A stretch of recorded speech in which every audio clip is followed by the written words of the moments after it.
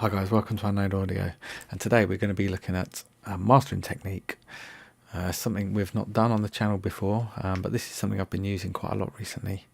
This will be a way that we can treat our mixes and master them in a way that we get some really wide, dynamic, interesting mixes. Okay, so the technique we're going to be using today is multiband compression, but in a mid-side configuration. Just quickly, if you don't know what multiband compression is, it's basically where we treat separate frequency ranges differently from each other. So we will separate out the low frequencies, compress those in a certain way, then the low mids, the highs, and we do them all separately and differently. Some areas of the frequency range we may decide to leave uncompressed. Other areas we might want to compress really heavily. It basically just gives us much more control. Now, doing it in a mid-side way is going to give us even more control. Now, mid-side processing, if you don't know what it is basically where we treat the audio that's in the sides of the signal separately from the audio that's in the center of the signal, and it's often referred to as MS processing, and it may be more useful for us to think of this as mono stereo. So we treat the sort of mono information differently from the stereo information, and helpfully they both have the same initials, mid-side or mono stereo is still MS processing. So whatever way it sort of is best for you to think of it. And also, I should point out, when we use the term mids here, I'm talking about the information that we perceive with our ears as being in the middle of the stereo field, different from the mid frequencies. And it gets a little bit confusing when you're using mid to describe both things. So, and you'll probably see me get in a bit of a twist with that kind of in the video. I should point out, it doesn't always work for every piece of music and not every style of music. Tracks with heavy, hard-panned guitars, sort of left and right, sort of metal and heavy rock or hardcore and anything like that. I find that this technique sort of detracts from the overall impact, and various other pieces of music I've tried it on, it's not really benefited always, and other pieces it has worked very well. So I should also point out that the way I'm going to be doing it here, normally I'd do it in ozone, but I wanted to try and think of a way that we could do this where you don't have to go out and spend hundreds of pounds to get a dedicated piece of software, and doing it all with stock Logic plugins. And so what I've done today has been a bit of an experiment. It's the first time I've done it this way today, and well, the idea is that it gives us much greater control of the stereo field and helps us to bring out the stereo information in the higher frequencies and give us much more control over the low end. But is it going to work? Well, you'll just have to watch to find out. So all I've got is one audio channel. So what I'm going to do, the first thing I'm going to do is on the stereo output, I'm going to add I'm just going to stick a level meter on here. And I'm just going to set this to peak and RMS. If you're wondering why I've still got the old fashioned, old style level meter, I haven't updated to the newest version of Logic yet. At the moment, the computer I'm using is a very old iMac. It's 2005, so it's getting on. And I'm going to update my computer very soon. I'm in the process of saving up. I've nearly got enough to update my system, so I'm waiting till then to do the full upgrade. I'm just going to leave things as they are, just in case you're wondering. I am a little bit behind the times, but but then that's just me. So Okay, so I've got a level meter, and then the other thing we're going to do is we're going to add an adaptive limiter. We're going to bring the out ceiling down to 0.1 decibels, or minus 0.1, I should say. I'm going to leave the gain. We'll just put it. We'll just do it as plus 0.1 for the time being. We'll adjust that in due course. We can leave the input scale as it is. So that's all we're going to do on the stereo output. Now, what we're going to do, we're going to set up some sends. So we're going to go. Now we could do this in several ways. I'm going to show you. Let's think. Should I? For ease, I'm going to do 6 sends. We could do 8. I mean, we could do. Effectively, we could do as many as we wanted. This is going to split. I'll tell you what. We'll do 8. Why not? Let's go the whole hog. Whoops, not 5. So we'll go 8, and basically we're going to separate all of these different auxiliary channels. Let's just go to unity gain on all of the sends. We're going to separate these into the different frequency bands, and then we're going to be able to process them individually. So let's come to our mixer. Now it's going to be very important that we name all of these so we know what's going on. So I'm going to name this one mid low. I'm going to name the next one mid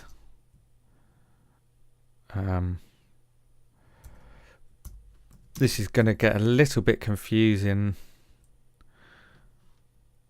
in the naming process. Mid low mid, because it's the low mids. We're okay. Let's call this M low. We'll call this M low mids. We'll call this M mid, and we'll call this M high. Now we're going to call this side, or S for side, low, and S low mid, S mid, and S high. Okay. So that's the channels named.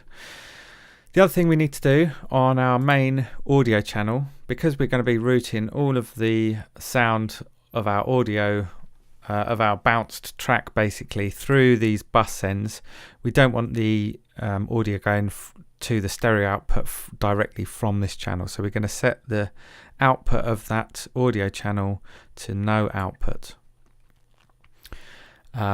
So when we actually get a track in there, we will adjust these faders so that we're hitting a reasonable level on our stereo output.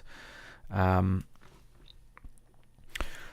before we do that, what we're going to need to do, we're going to need to apply EQ to each of these channels so that we can set up our frequencies.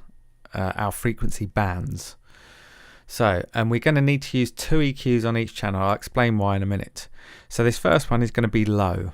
So we're going to put a cut at the extreme lows. Just I don't know, it's probably unnecessary, but I'm going to do that. So I'm going to choose our, and we can of course alter this at any point sort of in our mix. At the moment I'm going to set our low band at let's say 70 hertz and below, and we'll go 36 dB per octave slope on that. On that's a high cut or a low pass. So on our next one, this is going to be our low mid. So we want to go. We'll have that on 36 as well, and we'll go maybe maybe at 80, so a crossover between the two. We don't get, hopefully not too much of a resonant build up in the gap between. We may have to tweak these later. Oh, sorry, and I need to do a high cut as well. So we'll go down to maybe 200. So this is our mid channel, so we want to go maybe up to about 350, sounds okay. And then we'll take this one up quite high, I reckon. Let's go to, all right, we'll say 5,500. And then for our high, we'll go from 7,500. Okay, so now what we can do, we can copy these across to our next 4 channels. So that's our lows for the side, that's our low mids for the side, there's the mids and the highs. So now these match. So we've got the highs on the mid and the side both set to high. Oh, hang on, something I forgot to do. Okay, so here where it shows our input for these different auxiliary channels, where we've got this symbol here, that basically tells us that we've got a mono track. Now, in order to do mid-side processing, which is what we're doing today, we need to have a stereo channel. So if we click all of these to make sure that they're stereo, and you should be able to see down here where the faders are, that changing. So there we go, they're all stereo. So now I tell you what, let me let's just remove these plugins for the time being, because I can copy them across again. Okay, so actually I needn't have done that, never mind. Anyway, so this is our mid channel. So what we want to do is we want to cut out everything on the mid channel apart from our low band. So we're going to say mid only, and this one we're going to say mid only, and we'll do the same for the other two. So mid only and mid only. Now what we've done basically is we've taken a small band of the frequencies, and we've put a narrow kind of band pass on that band of frequencies. However, we've only applied it to the mid portion of the signal. So what's happening right down the middle of our whatever audio we've got coming in. However, what we want to do is we want to eliminate everything entirely from the sides of the mix also. Now the way we're going to do this is we're going to add another channel EQ.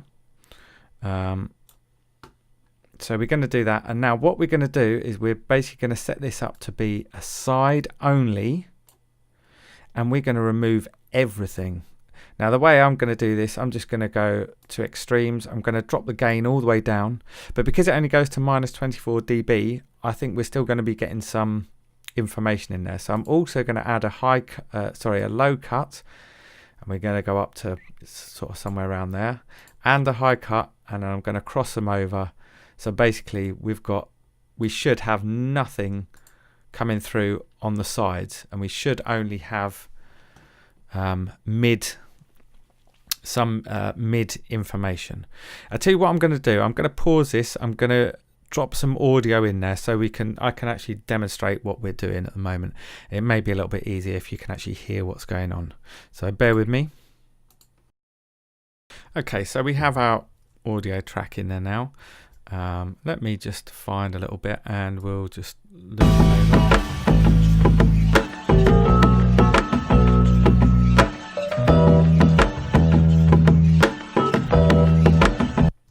Okay, what I'm going to do, I'm going to turn off all these sends for a moment. I'm going to turn this output back to stereo output.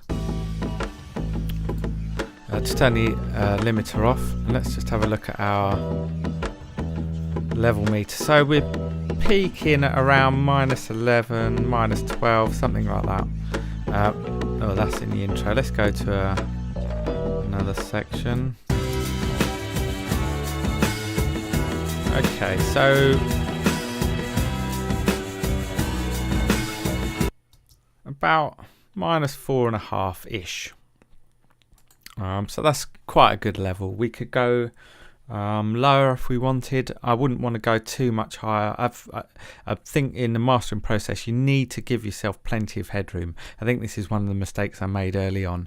So my advice, try and get your mixes to a point where they're peaking really no more. I mean, I would probably aim around about sort of -6 dB. You could go even more.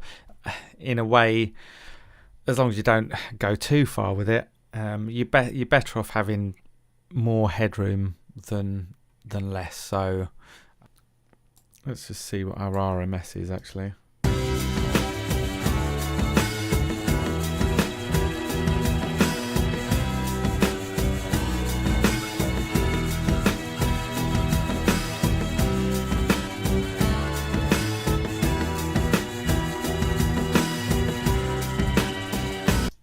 Okay, well that's good. I think that's a good level to be at. So let's turn this back to no output.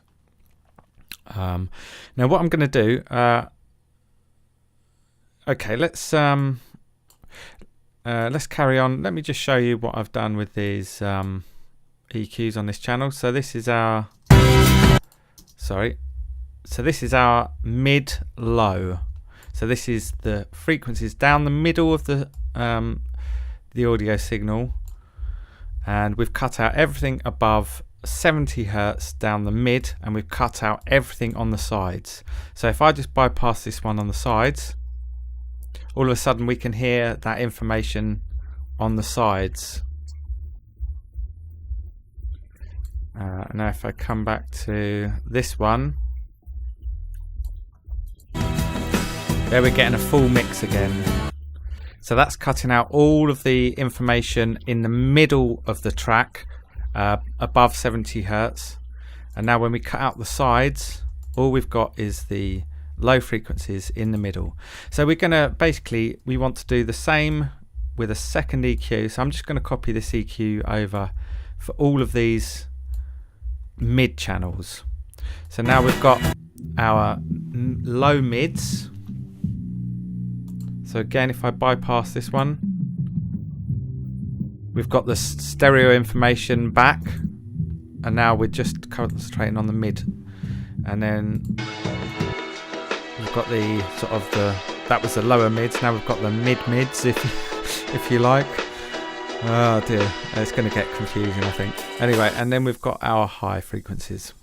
So what we're going to do, if I copy these over again, so that's our low one, low mids, and highs. That's onto our side channels now. Now this time, what we want to do, we want to come back into our EQs, and we want to set these onto side only. So now we'll be doing the exact same thing, setting up these different frequency bands, but in the side configuration. So, oops, let's just open that. There we go. And now, if I copy this across again, and now this one, instead of that being on the sides, we want to cut out everything in the middle. So we're going to say mid only for this. And again, we can copy these over to all our side channels. So we're pretty much there now. So let's just have a listen to these soloed. So that's our low frequencies on the sides. Now, it's good to notice that in my mix, I've actually tried to cut as many of the lows from the sides, from the stereo information as possible, which is something we want to do. And essentially we could skip out this track altogether, because really you want to keep the real subby lows in, you want to keep it in mono, so you don't really want to have any stereo information. However, I like to keep it there. I think it's a good thing to keep there, because then it gives us that flexibility. Maybe we want to introduce a very subtle, maybe not the extreme subby lows, but maybe something around sort of 70-60 hertz. Maybe we want to introduce a little bit of warmth in the sides. We could do that maybe, but anyway, so let's go. This is our low mids on the sides. So if I just bypass this one, we're getting all the mid information back.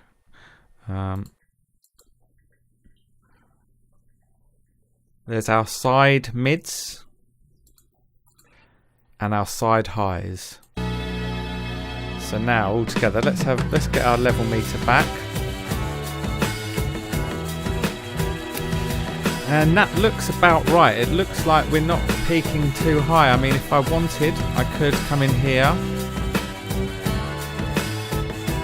I could bring this back even more if I wanted to give us a bit more headroom to work with.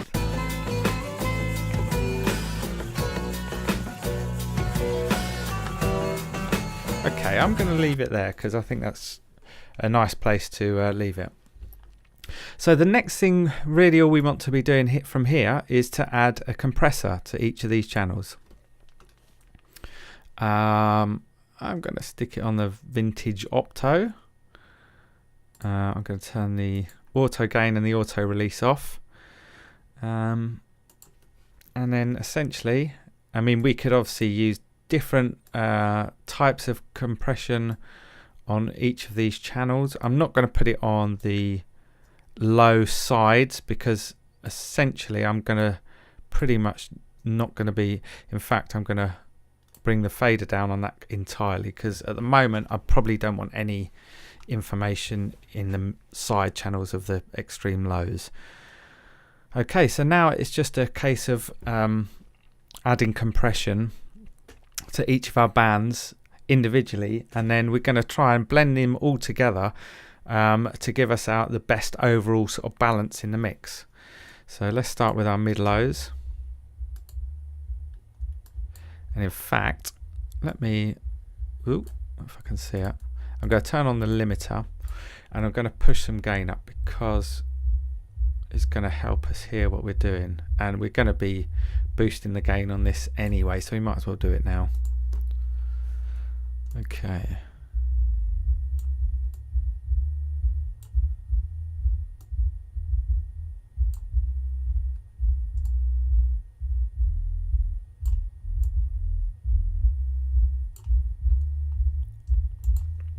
Okay, so our very lows done. Let's do our low mids. Sorry, our lows on the mid channel. No, it is a low mids or mid lows, whatever. I told you it's going to get confusing. Okay, and essentially, I don't think I've mentioned this. What I'm going to probably end up doing, and the way we're going to be hopefully boosting the stereo image of our overall track, is to compress a bit more heavily on the sides than I do down the middle. And this is hopefully going to give us the extra kind of oomph and the sort of extra space and width to our tune.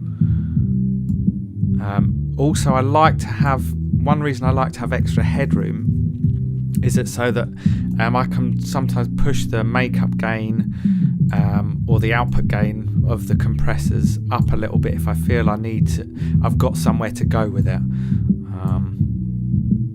So I'll do for the time being.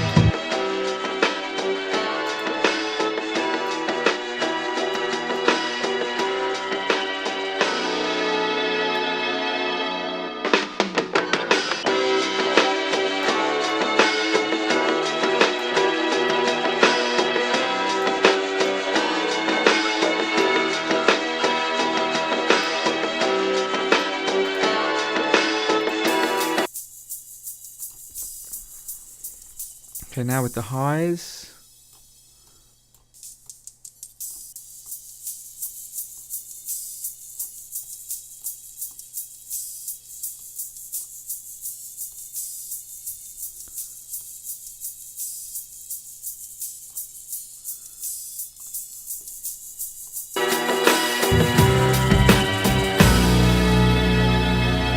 so that's all of our mid signal. Our center signal or our mono signal has all got compression now. So let's quickly do our sides. And as I said, what I'm going to do is I'm probably going to compress a bit harder and also probably push up the makeup gain a bit to give us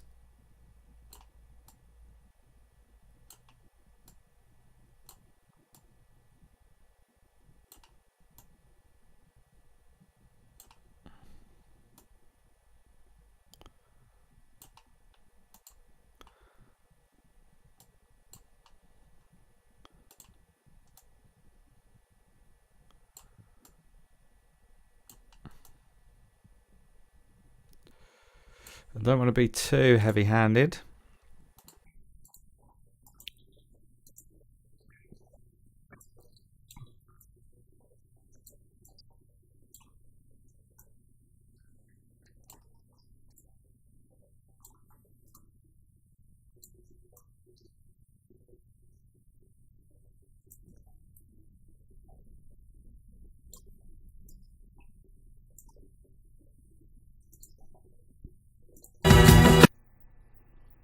Okay, now on the extreme highs on the sides.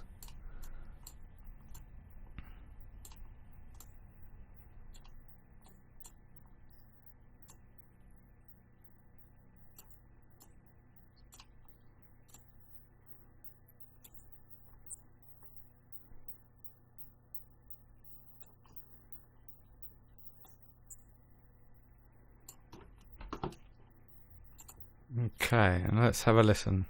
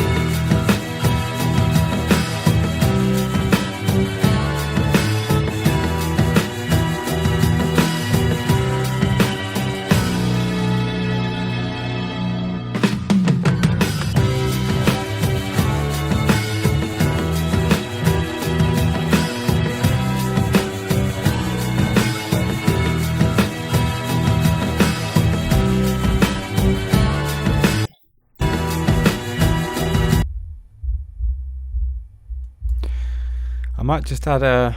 Obviously, we can go further than just the compression. I'm going to add this head crusher plugin on the on this very low channel because I find it gives us a very warm low end.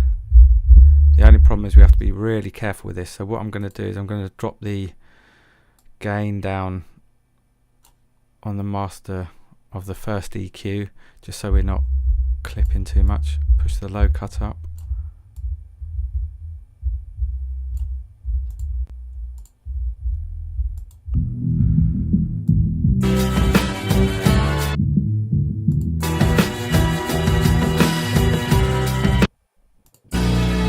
What we could do is we could add some distortion. Now, what I prefer to do is to add distortion to the center channels and leave the sides a bit cleaner. I just find that works a bit better. I don't know why, but whoops, hang on, I've got the wrong one soloed. Right, now I feel like this maybe I've got a little bit too much.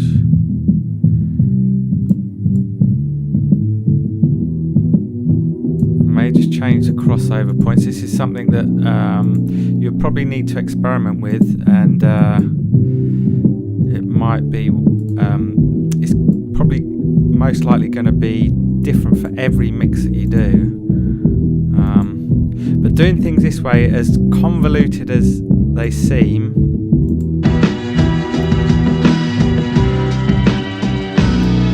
I think it gives us a lot of scope for really fine-tuning our mix.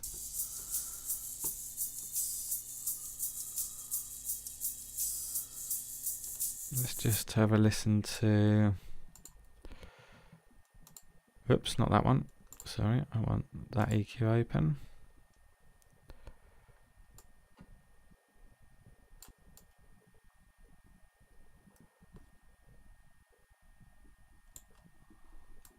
Maybe we could change the slope. And if we're doing that, we should change the... Oh, wrong one again. We should change the slope on the other band so that it hopefully it's more sympathetic.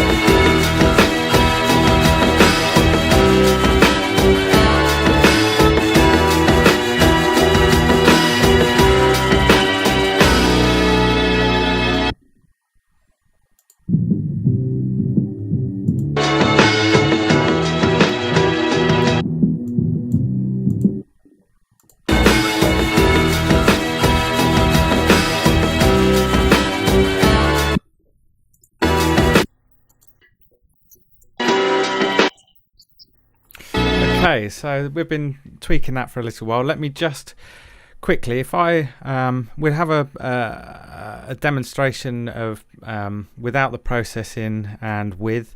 Obviously we've added compression and the levels might be slightly different, but hopefully we'll get a sense of the extra width that we've added to the mix. Fingers crossed.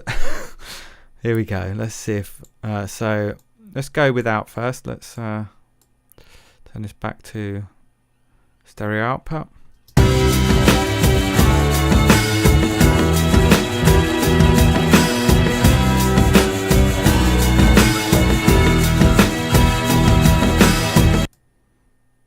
Now with.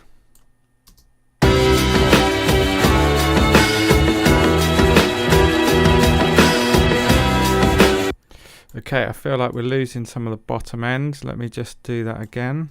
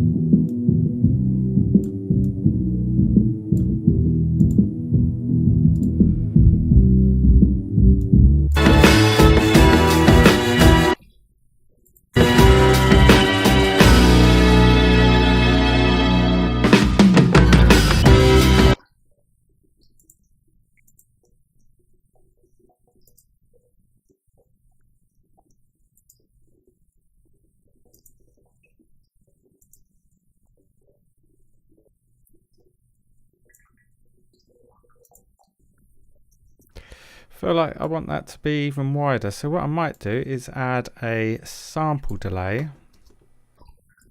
You have to be very careful not to go too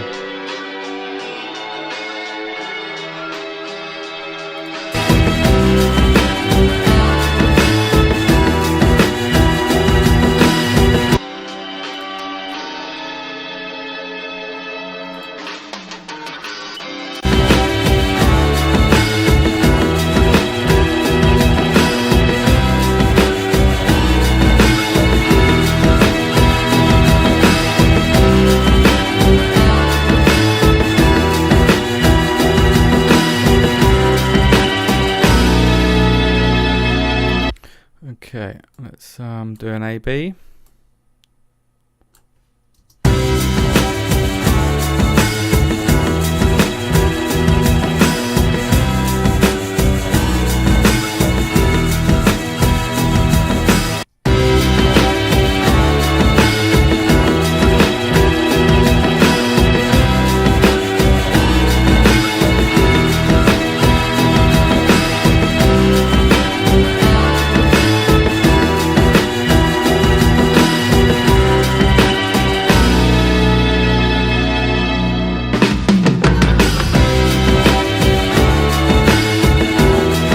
Okay, there we go. That's the process. I know it's a bit involved and it's a bit convoluted, but I think it's worthwhile experimenting with if you don't have access to the likes of Isotope, Ozone or other mastering software. If you don't have that sort of dedicated software to mastering and you want to have a go at doing some of this mid-side processing, multi-band compression, this is one way of getting around it, and maybe there's a better way of doing it. If there is and someone knows what that is, please comment below or let me know somehow. That would be very useful and maybe I can pass that on. But yeah, well, there we go. That's the mastering mid-side multi-band compression for wider mixes.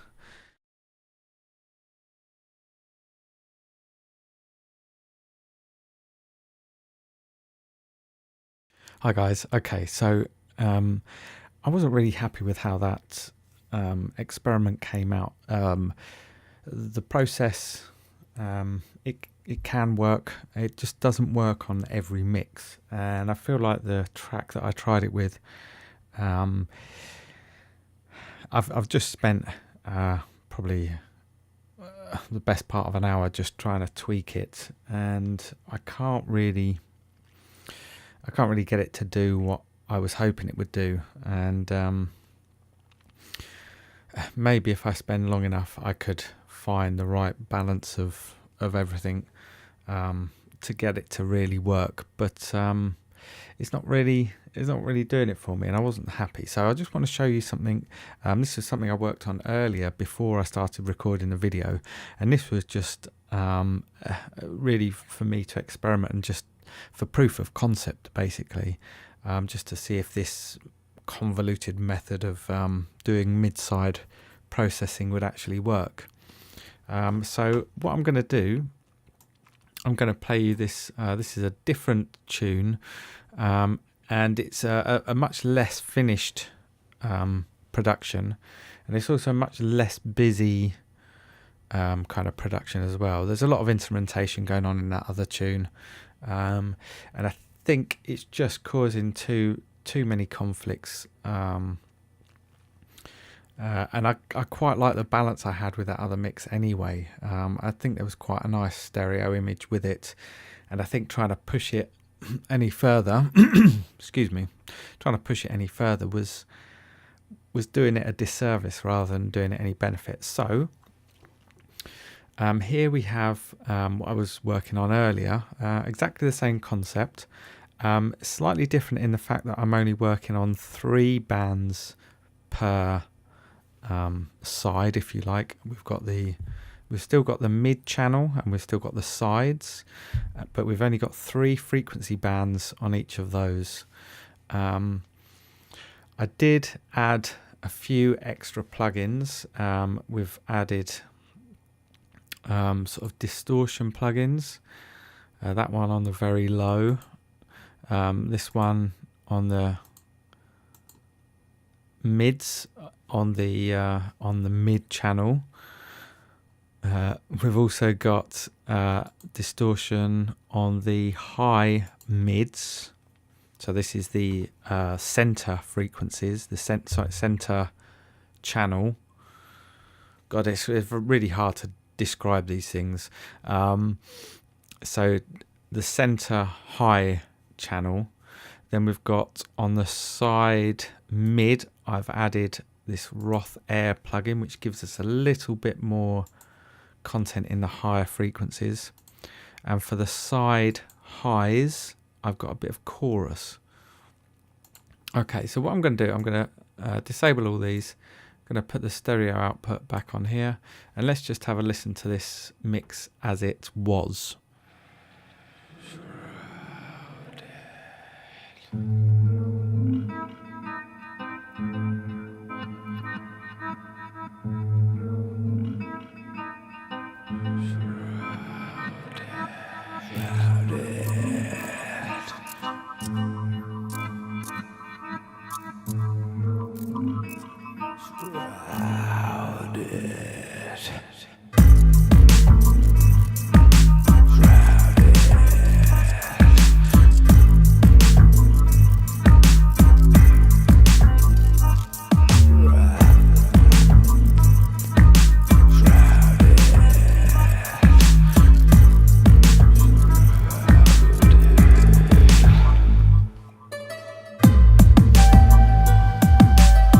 Okay, so that's what we're working with. So let's just turn all of these on. We'll put this to no output, and let's have a listen to the difference.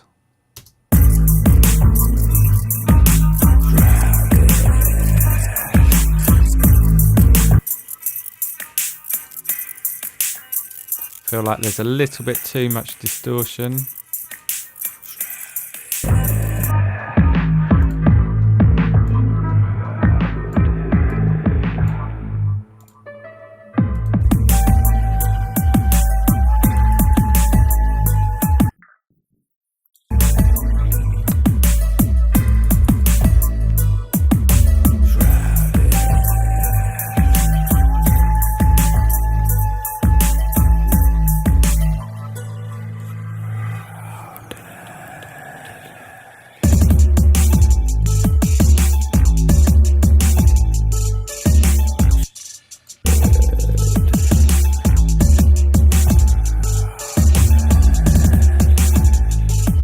So again, without, now I've just done that little tweak.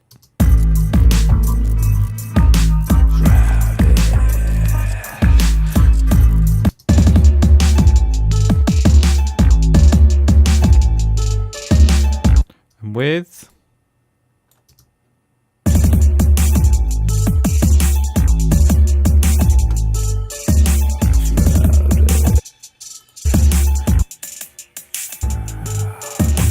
Still feel like there's something weird I'm not too happy with.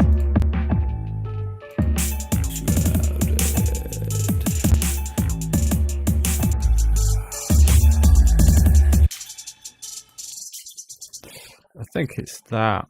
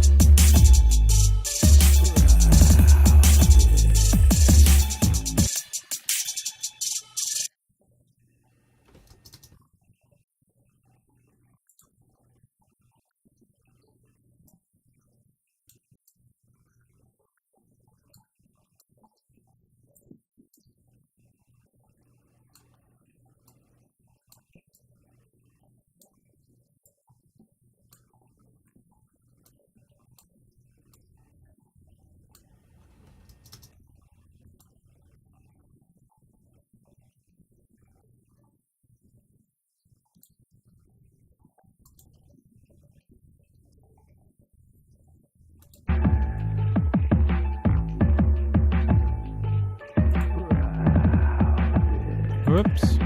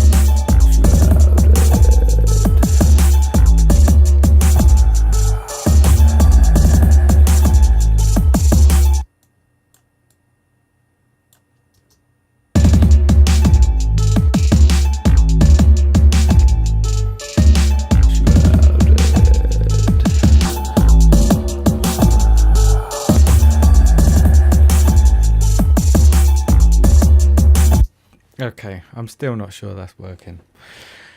Okay, maybe this needs some more work.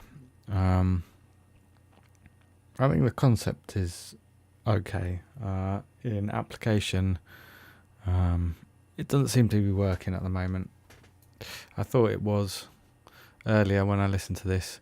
It still doesn't seem to be pleasing me. I don't know.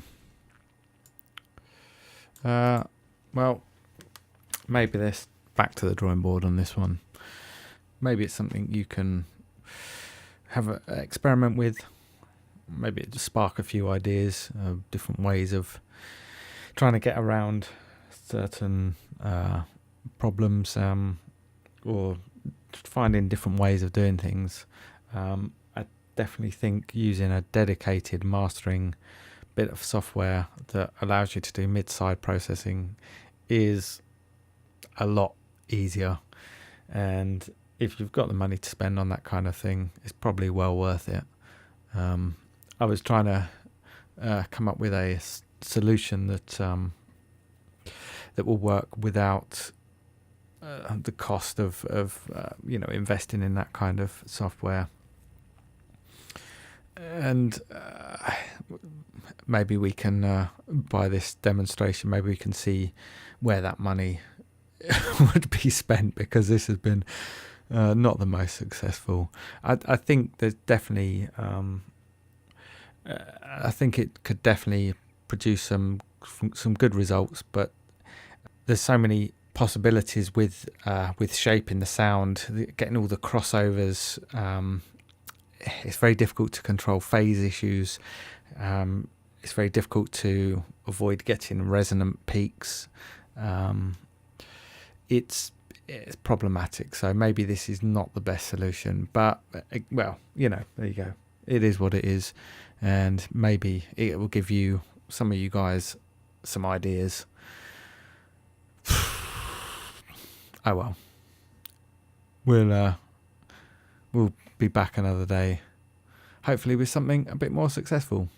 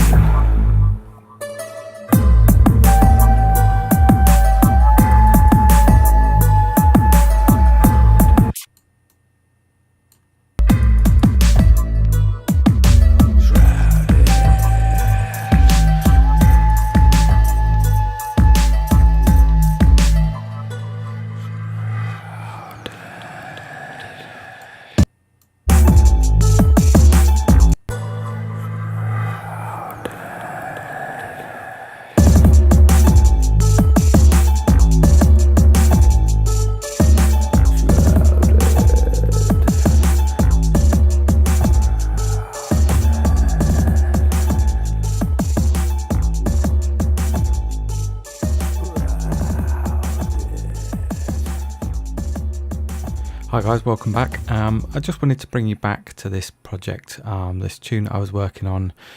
I felt like I got a bit lost with this when I was trying to demonstrate this technique earlier. Now this is the first time I've tried doing this kind of thing in this way. Normally I would use a plugin for this. And so this was really an experiment. I've been away from it for a little while, and I've just come back to it, and I feel like I've sorted out some of the problems I had with it. And basically what I've done is I've opened up the low mid band, frequency band, on both the mid and the sides, and then done much narrower bands for the sort of upper mids and high frequencies. And I feel like that's where a lot of my issue was coming from. So and everything else, I think apart from this little bit of distortion we've got on the mid band in the mid or the center part of our mix, apart from that, everything else is just EQs and compressors, as I demonstrated. So let's just have a listen. Let's do a before.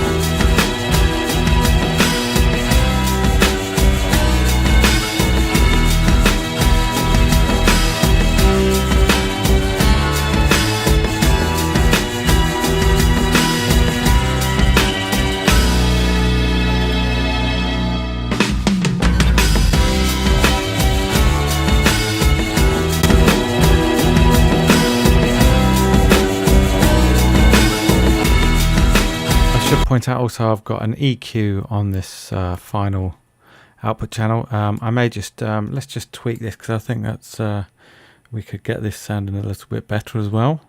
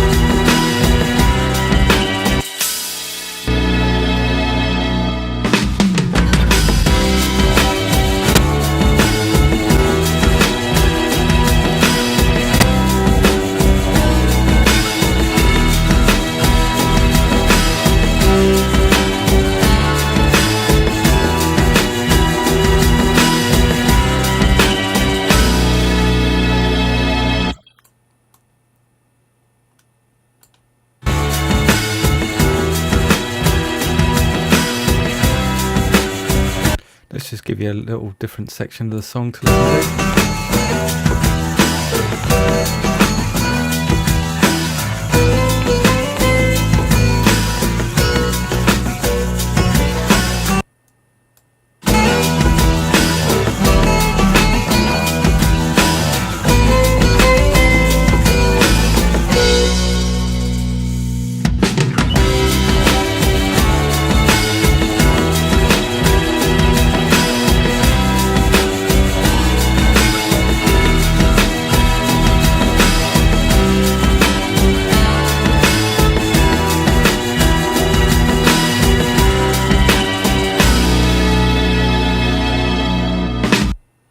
Okay, so I feel that's much better than how I had it before, and that's much more pleasing for me. I feel like that in this the way I've got it here, we're giving a lot more space.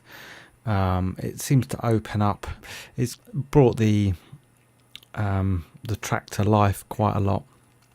I felt earlier like we were losing presence and we were getting weird resonances, and I think the way that I'd set up the EQ bands, frequency bands, that I think that was where the issues were coming from. Now I will say this as a word of caution, doing things in this way rather than using a plugin that sorts out all your crossovers for you, there is potential to create many more problems than existed before. You can work in a lot of problems. However, it gives a huge amount of control over our mix, and if we're careful enough with it and we find the right balance, I think this can really benefit a tune and can really help us with our mastering. Hopefully you guys agree. So thanks for sticking with me, and hope to see you again real soon.